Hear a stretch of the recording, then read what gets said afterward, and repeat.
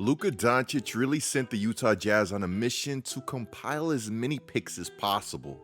Now that I think about it, the Cavs should really be sending him and the Dallas Mavericks a thank you letter. Just like we all predicted, the Cleveland Cavaliers are now the official winners of the Donovan Mitchell sweepstakes. Not the Miami Heat, not the New York Knicks, the freaking Cleveland Cavaliers. Honestly, I never understood all the hate on Cleveland and the Cavaliers. Do you regret anything that you said about Cleveland? Not at all. You like it? You think Cleveland's cool? I mean, I never heard anybody say, I'm going to Cleveland on vacation. I mean, what's so good about Cleveland? Don't be like Joakim Noah. Don't be a Cavs hater. Embrace that one of the best young teams in the league just got a whole lot better. Me personally, I'm loving every second of the madness. And let me tell you that Donovan Mitchell joining the Cavs is exactly that. It's madness. Before I get into truly discussing the trade and all of its moving parts, I want to take this time to ask Knicks fans, how are you guys feeling?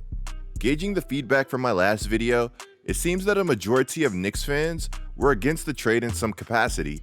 And with their young talent, the upside of Barrett, and the recent addition of Brunson, I can't really blame them.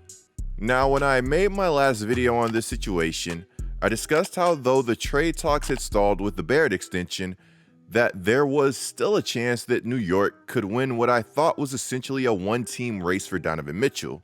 Well, that wouldn't happen, as September 1st, Donovan Mitchell would be dealt to the Cleveland Cavaliers in what would be an absolute blockbuster of a deal. In order to acquire Donovan Mitchell, the Cavs would send out Lauri Markkanen, Colin Sexton, Agbaji, 3 first-round picks, and 2 pick swaps.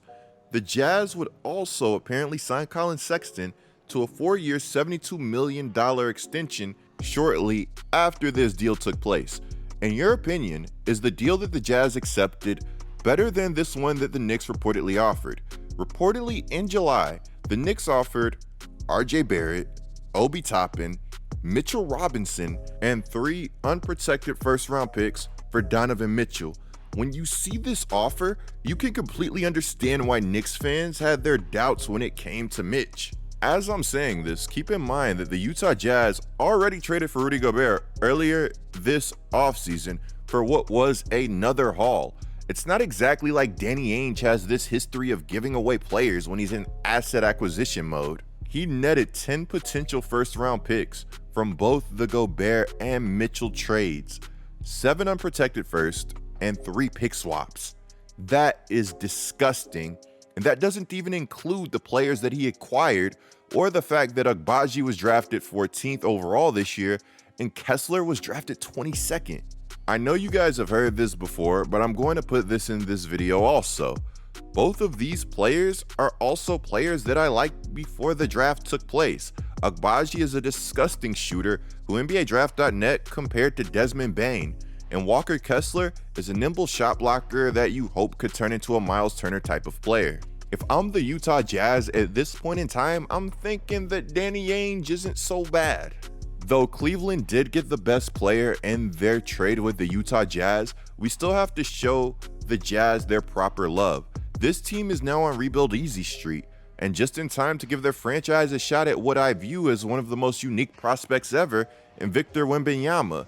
This upcoming draft has the potential to change more than just a few franchises. On top of being on rebuild easy street, the Jazz also now have the ability to build up the value of some of their newly acquired assets, like Colin Sexton or Lauri Markkanen. These guys are about to eat. If you've watched my full video on Sexton, then you know exactly how I feel about him. And while as for Markkanen, his true value has not been realized yet. He's a unique player who once had some believe that he had unicorn potential, pushing nearly 20 points per game. A carefree environment where he can be himself and not just a spacer could help take him to another level. And if you want him to be a role player, he can do that too. I think that he's the true definition of a post-hype sleeper. If you guys think I'm tripping, you can let me know in the comments. I just don't think that mobile big men who have shot 40% from 3 in their career grow on trees. Bear in mind that I'm doing all of this talking about the players that Utah just got, leaving out the fact that they have players who are already on their roster who we'll probably hear in trades sooner as opposed to later, meaning that this team is about to get even more assets.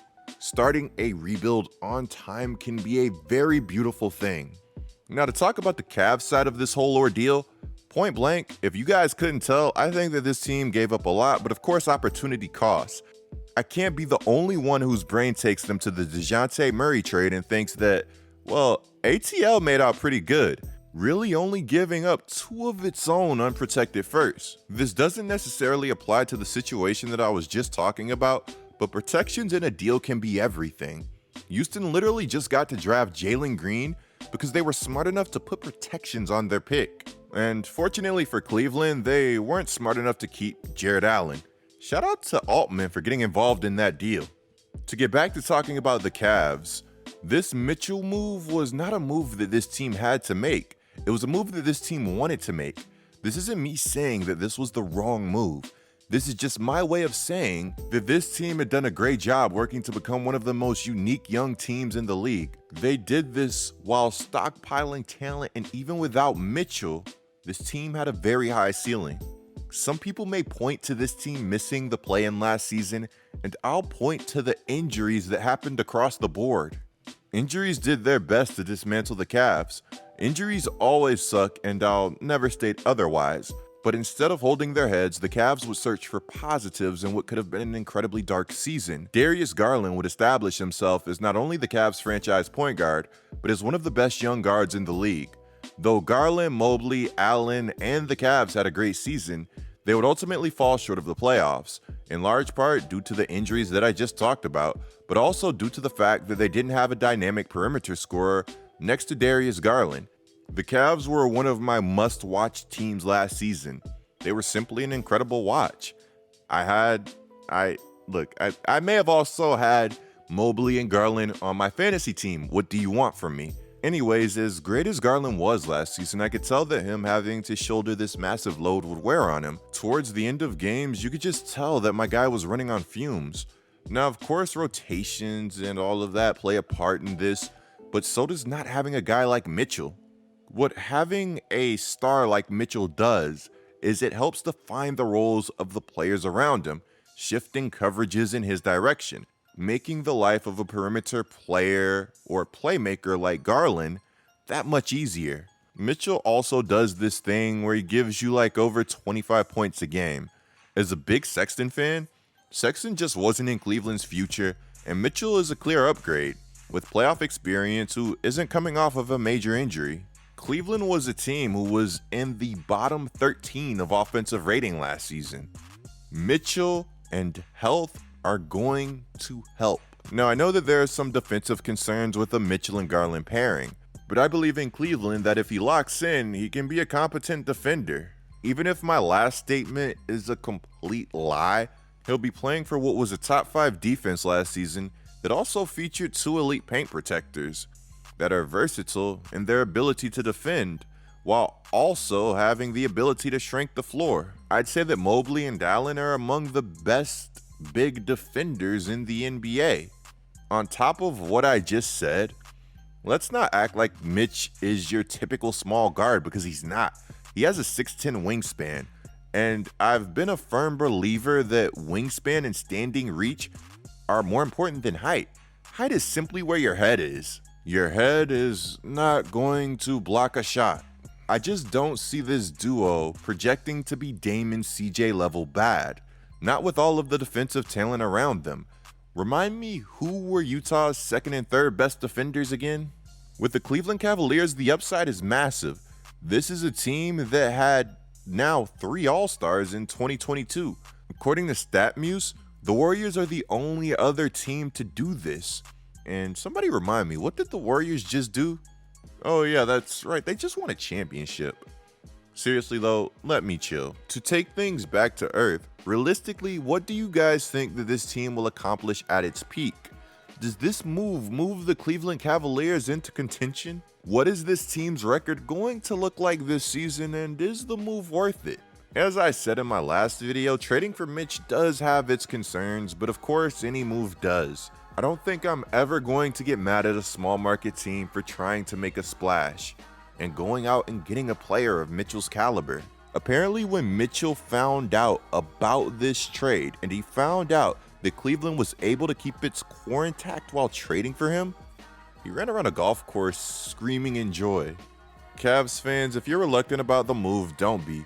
Just enjoy the beautiful basketball that you're about to witness. Ricky's back, the team will improve by just being healthy, and this is the kind of core that fan bases dream of. And also, this is the kind of core that you kind of now need to compete in the Eastern Conference. I don't know what's been going on. Maybe it's the Wembanyama stuff. Maybe there's more. I don't know. I just feel like everybody's been loading up, and we're going to be in for some very good basketball this upcoming season. Guys, let me know what you think of everything down in the comments below. Clicking the video on the screen right now is a great way to support my channel. I'm GetLikeCoop, bringing you guys the scoop. Until our next upload.